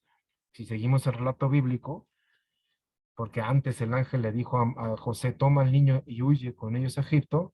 Entonces, pues los reyes no lo encontraron en Belén y tuvo que pasar pues, bastante tiempo en lo que identificaban dónde estaba el niño Dios. Entonces, se le debe más a la tradición popular, la iconografía de los Reyes Magos, por eso decimos, también tienen gran contenido en el imaginario colectivo y se le debe más al imaginario colectivo la presencia de los Reyes Magos. Aquí hay la primera representación de los Reyes Magos del siglo IV, las mismas catacumbas de las que hablamos hace un momento, las catacumbas de Priscila. Pero fíjense, no están en torno a la imagen del nacimiento, insistimos. En el arte paleocristiano y en el entendido de los primeros cristianos, el acontecimiento teológico más importante es la resurrección, la muerte y la resurrección. Por eso los evangelios están hechos en torno a la muerte y la resurrección de nuestro Señor. El elemento secundario, que se empieza a dar cierta preponderancia a la infancia de Jesús, es su encarnación y el reconocimiento de María como Madre de Dios. Aquí vemos esta imagen de la sede sapiense y la representación de tres personas que venían de lejos a adorarle. Por eso, insisto, esto es más lectura de la patrística, por eso se empieza a representar con ciertos colores, con el amarillo, con el blanco y con el oscuro de las regiones, distintas regiones del mundo donde llega el mensaje de salvación.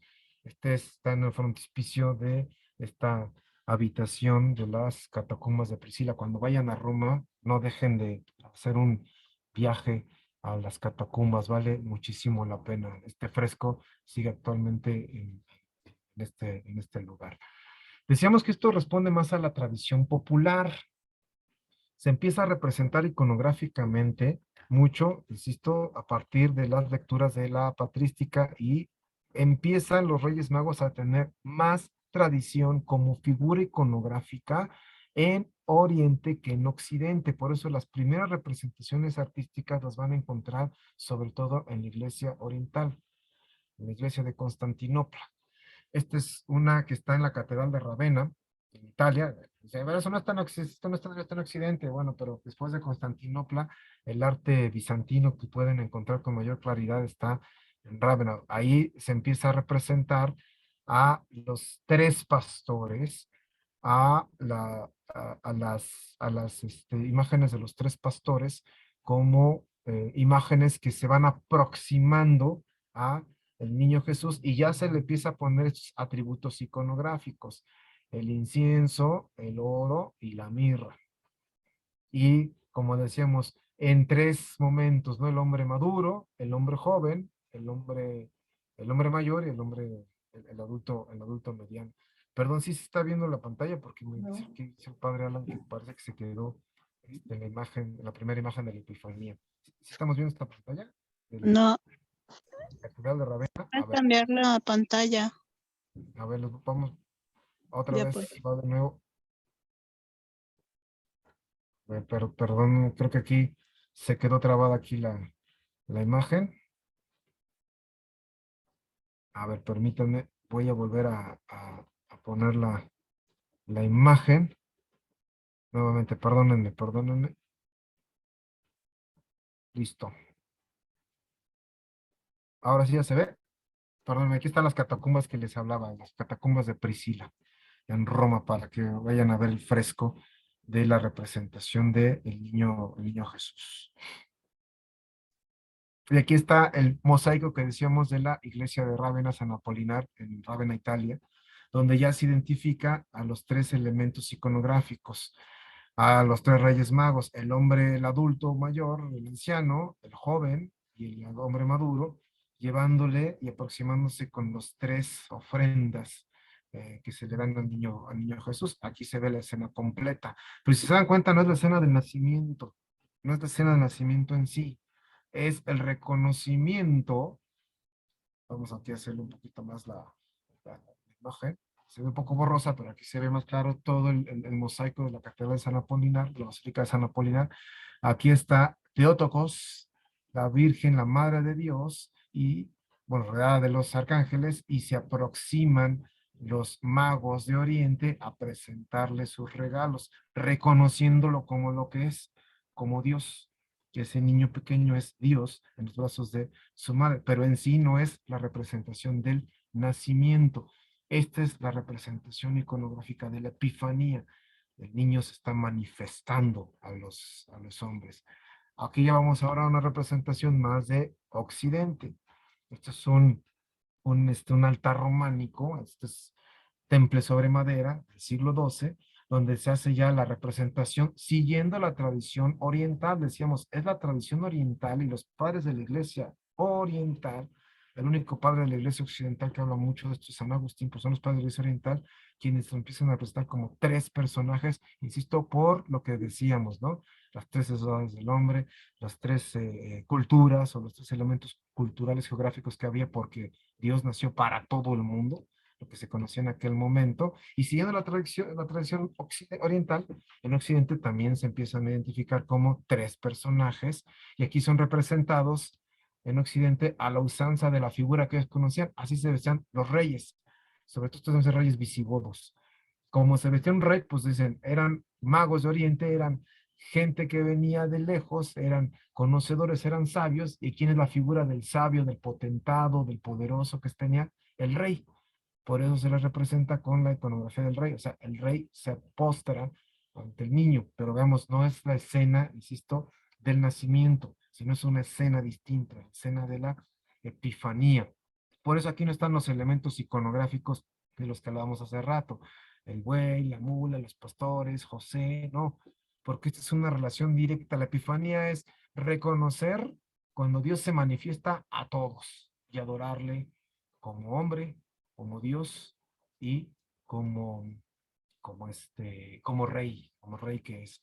Cuenta la tradición que los Reyes Magos, las reliquias de los Reyes Magos de Melchor, Gaspar y Baltasar, primero estuvieron en Constantinopla, de ahí se fueron a Milán, y de Milán en el siglo XIII se fueron a Colonia, a la Catedral de Colonia, en la Renania Oriental. Esta es la magnífica vista de la Catedral de Colonia, donde están los rizos, una de las catedrales góticas más bonitas del mundo. Vale la pena que algún día se den una vuelta allá a la Catedral de Colonia, a pesar de que la ciudad fue prácticamente borrada del mapa en mayo de 1942 con los bombardeos de los ingleses al- a, a Colonia, que también fue un bombardeo sin razón de ser, porque ahí no había objetivos militares, sino puros civiles, ni tampoco había grandes empresas. Entonces, los ingleses nada más fue como una especie de acto intimidatorio. Destruyeron prácticamente toda la ciudad y lo único que quedó en pie fue la catedral. Esta es la catedral gótica con las torres más altas. Tienen una altura aproximada de 120 metros. ¿Y saben por qué la respetaron los bombarderos ingleses? Ni siquiera porque les gustaba y cuidaban el arte, sino porque eran tan altas sus torres que les servían como punto de referencia para a partir de aquí bombardear toda la ciudad. Por eso fue que se salvó por lo menos la arquitectura, porque todos los vitrales se perdieron por las ondas expansivas de las bombas. Los vitrales se supone que se reconstruyeron a como estaban antes de su destrucción en 1942. Vale mucho la pena que entren a ver la catedral. Ya si quieren, en otra ocasión hacemos otra charlita para explicar los elementos iconográficos, arquitectónicos y artísticos de las catedrales góticas, de las catedrales clásicas y de las catedrales barrocas y las catedrales del románico. Después hacemos una charlita específica sobre arquitectura religiosa. Y ahí se guardan las supuestas reliquias de los Reyes Magos. Por eso es tan importante esta catedral. Entre varias de las reliquias, la reliquia más importante que se guarda ahí, que se supone que fue Federico Barbarroja, el que se las llevó a Alemania para custodiarlas, ahí están, se supone, obviamente pues es pura tradición, pero que aquí en esta urna de oro están los Reyes Magos, Melchor, Gaspar y Baltasar. Vamos a ver muy rápido, ya con todos los elementos iconográficos que explicamos, algunas escenas de la adoración de los Reyes Magos. Este es un retablo del siglo XI, por ahí dirán los ignorantes y la gente con poca cultura y con poco criterio. ¡Ay, miren! Es que ya las escenas, pues así, poco ortodoxas y homosexuales, ya se representaban también como una forma de rebeldía en televisión. No, no, no, pues recordemos el pasaje bíblico. El pasaje bíblico es que los Reyes Magos en los Reyes de Oriente, vamos a hacer los tres, porque ya se sigue el canon que explicamos hace un momento, se van a siempre a representar tres. Dice el relato bíblico que en sueños fueron advertidos por el ángel para que no regresaran con Herodes y que se fueran por otro camino. Esta es la representación iconográfica del sueño de los reyes para no ir con Herodes y seguir siguiendo la estrella de Belén que están en sueño, están profundamente en sueño y el ángel les está hablando, vuelven a encontrar la estrella de Belén, porque recuerden que vuelve a decir el relato evangélico que volvieron a ver la estrella y se llenaron de gran alegría y la siguieron.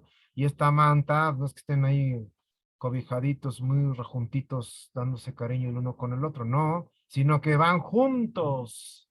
Los Reyes Magos van juntos, van unidos y esto, si se dan cuenta, es una representación de la bóveda celeste. Además, el color azul en la iconografía clásica y sobre todo en la iconografía medieval es un color de pureza.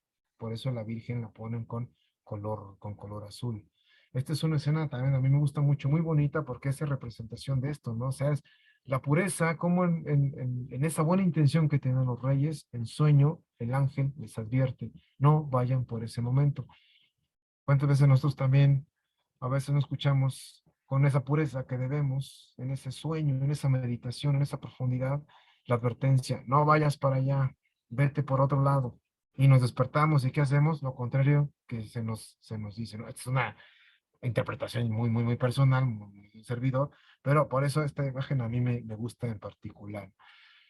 Otro retablo del siglo XII también es de arte románico, donde vemos la misma escena.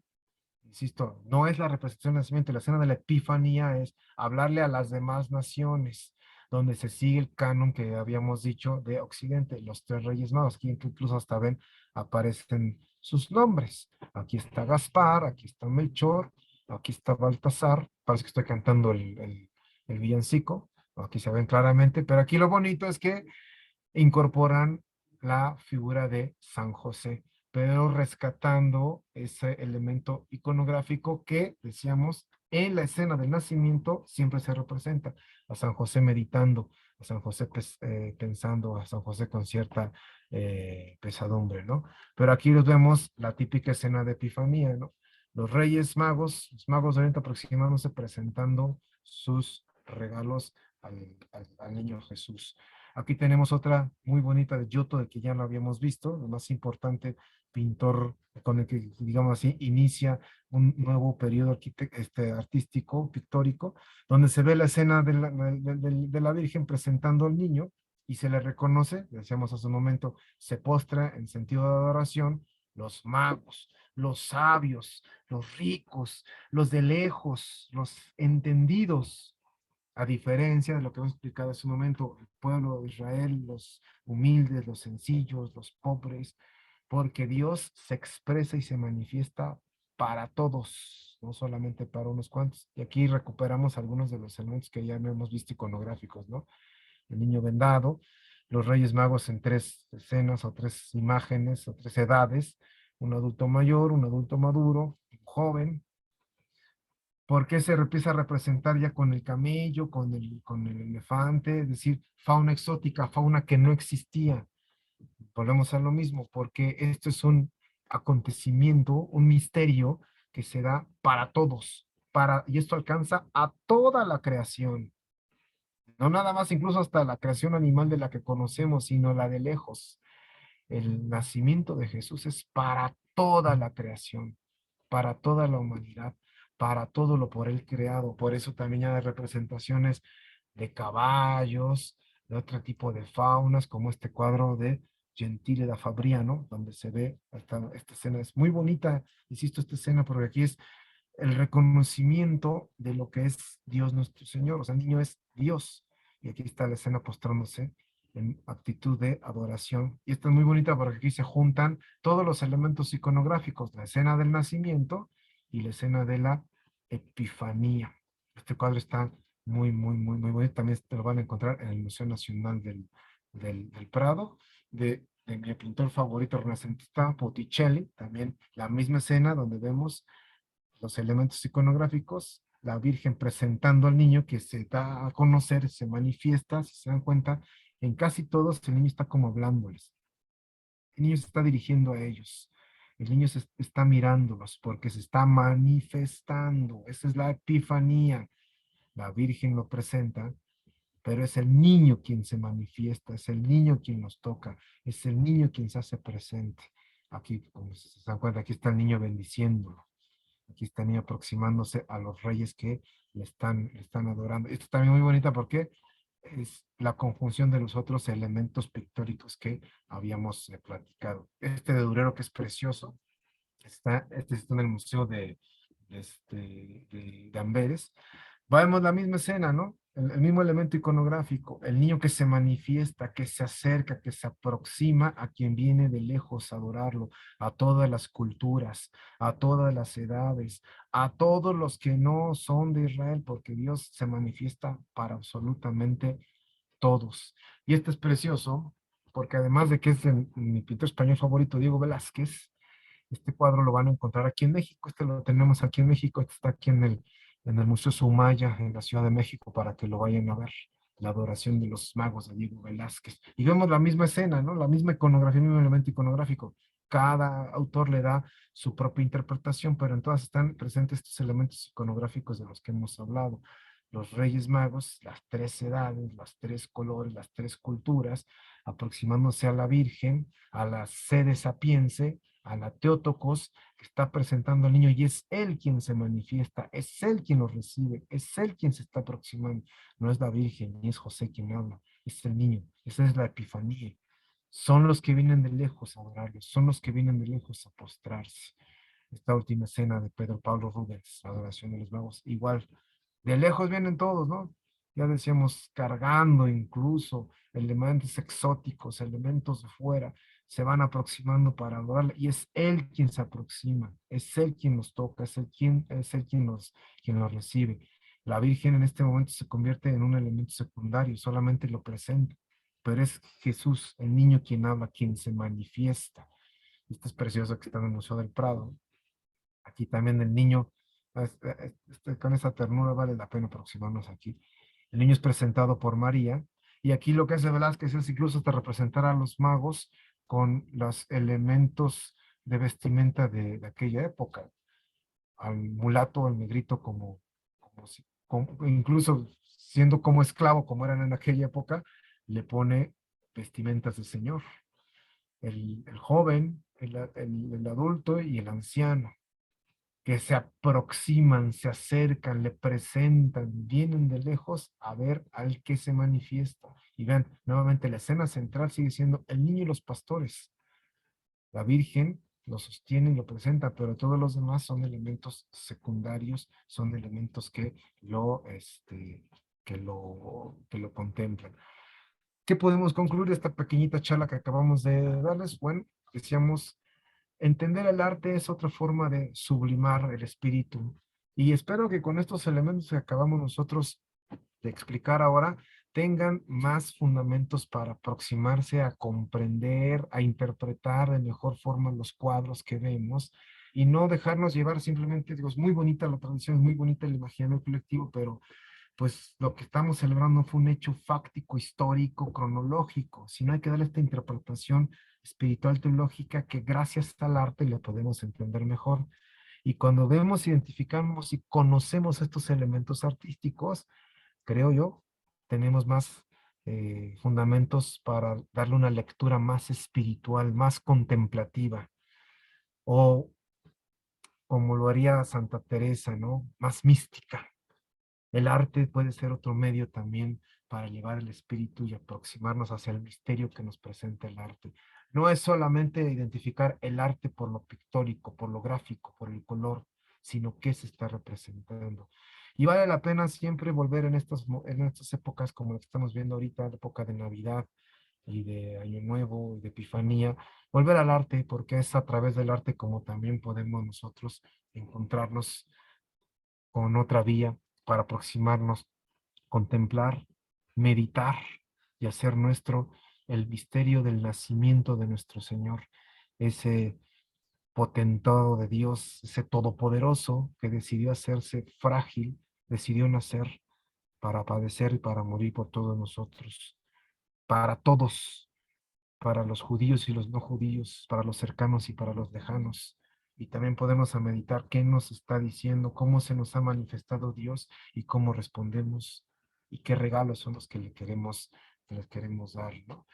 Yo les agradezco mucho su atención y agradezco especialmente al padre Alan Telles la invitación para esta pequeña charla a través de la parroquia Nuestra Señora del Rosario, y a todos los amigos que se han conectado de otras parroquias.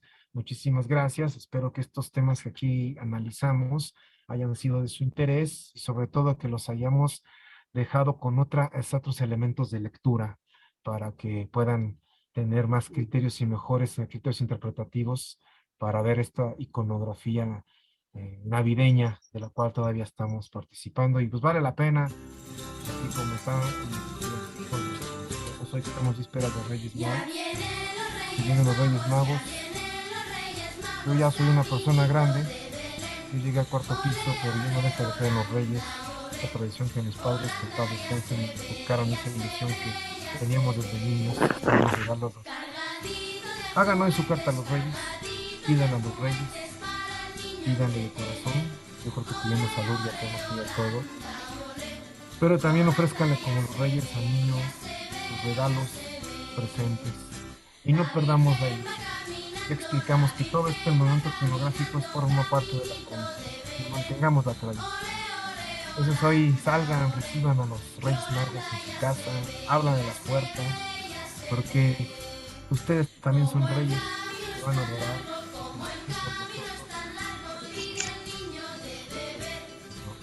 Muchas gracias, que Dios los bendiga. Les deseo un extraordinario año 2022. Esperamos volver a saludarnos más adelante en otra de las charlas. También Padre Alan, también vamos a organizar más adelante. Muchas gracias, Héctor. Gracias a todos. Gracias. Y hay Gracias. por ahí una Gracias. pregunta de Ana Cecilia. Dice, ¿alguna bibliografía, lecturas, autores para revisar iconografía o símbolos? Excelente explicación. Bueno, pues para que no se vayan a libros, se pueden buscar en internet cómo leer cuadros, elementos iconográficos. Pueden encontrar ahí, hay buenos tutoriales también en YouTube. Hay un libro, no me recuerdo el autor, pero si lo buscan en internet, es muy bueno, se llama Cómo leer el arte. Y la mejor bibliografía, bueno, pues es la Biblia y irnos al catecismo. Les recomiendo también leerlo con criterio y con mente abierta, porque trae aportes muy interesantes. También luego lean los evangelios apócrifos, trae cosas históricas, no digo no fácticas, pero unos elementos de tradición bastante interesantes. Pues No muchas sé si gracias, querido Héctor. Gracias a las comunidades de la Lupita, Romita, Rosario, todos los amigos también de San Antonio, de Gracias. nuestra familia, a todos, muchísimas gracias. Ojalá que les haya gustado y que sea la primera de muchas pláticas sobre historia, arte, cultura y todo lo que nos quiera compartir, Héctor. Muchas gracias. Bienvenidas, bienvenidas. Gracias. Muchas gracias. Muchísimas gracias. Gracias. Gracias por, Una bonita noche. gracias por todo y espero que haya una continuidad de esta plática porque la verdad estuvo muy enriquecedora.